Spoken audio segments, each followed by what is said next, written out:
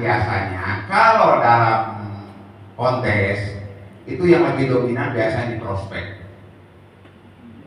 ya kan? Di prospek.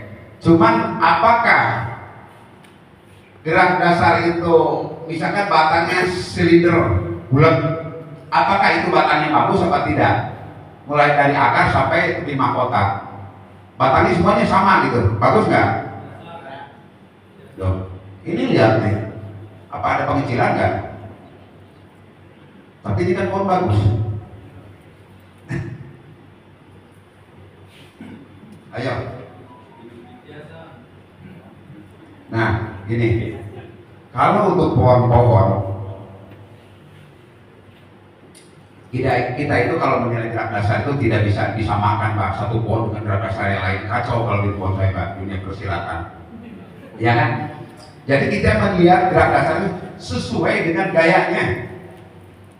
Kalau kita bicara gaya ya, misalkan kalau pohon-pohon gini dituntut harus ada pengecilan. Kalau ini kan mungkin lebih, ya kan udah bagus pengecilan. Ini pohon sedikit bagus, ya kan?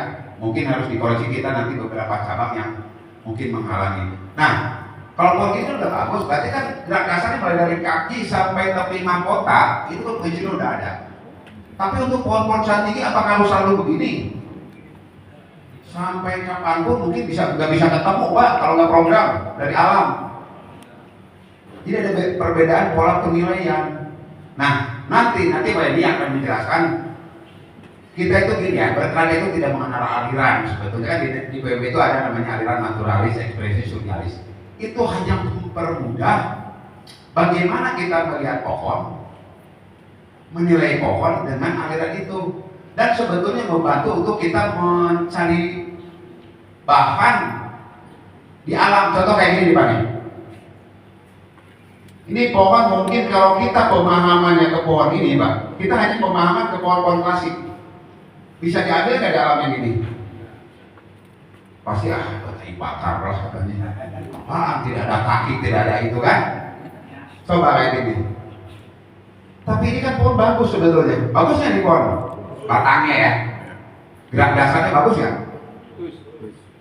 Coba yang bilang bagus, sepakat ya, ini pohon bagus kan nih, lihat nih. Bagus. Yang punya mana? Wah, ini bagus. Bagus kan? Kenapa saya bilang bagus? Kalau susunan ini masih banyak dikoreksi, tapi batang ini bagus. Kita bicara batang. Ini Pak, kalau seluruh kayak gini, kebayang dari alam berapa tahun? Kalau kita bikin seluruh bentuk itu di program Pak, sampai ya.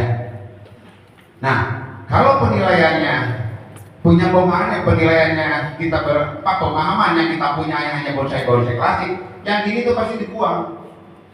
Nah, sekarang dengan pengembangan pemahaman teman-teman yang udah banyak lah, udah mumpuni, yang ini dijadikan bahwa ini batang itu bukan seolah-olah ini tuh kayak sebuah tepi yang nantinya yang kecil-kecil ini akan dijadikan sebagai batang. Konsepnya kayak pohon rumpun.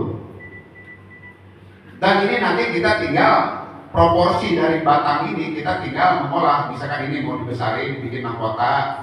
Karena ini kalau dibesar, cabang yang di bawah harus lebih dominan, lebih panjang kan. Yang lainnya baru disusun lagi. Nah ini Pak yang selalu terkadang di pameran itu pohon kayak gini bikin segitiga, kayak pohon-pohon klasik gitu. Yang salah kaprah itu. Jadi kalau kita memahami tentang aliran itu sebetulnya untuk mempermudah dan untuk mencari barang, sebetulnya mencari bahan bonsai. Nah si juri itu untuk mempermudah. Jadi cara pola penilaian naturalis, ekspresionis dan surrealis itu berbeda. Jangan pohon buncit punya penilaiannya pakai naturalis. Sampai kapanpun itu buncit nggak bakal dapat. Mana ada buncit kakinya yang bagus? Kan gitu Pak ya. Jadi kalau kita melihat, jadi ini mungkin bukan berarti harus dikonsumsi oleh juri, semua harus memahami tentang sisi penjuriannya. Karena kalau memahami enak Pak, nggak banyak protes Pak. Iya kan, nggak banyak protes, karena udah paham apa yang akan kita tampilkan di dalam untuk kontes. Itu udah siapin Pak. Oh punya saya nih, di penampilannya udah oke, di gerak dasarnya udah oke. Nah nanti keserasian potnya udah oke, tinggal tampilkan ya. Oke, nah ini gerak dasar tadi udah paham, mulai dari akar sampai tepi mahkota.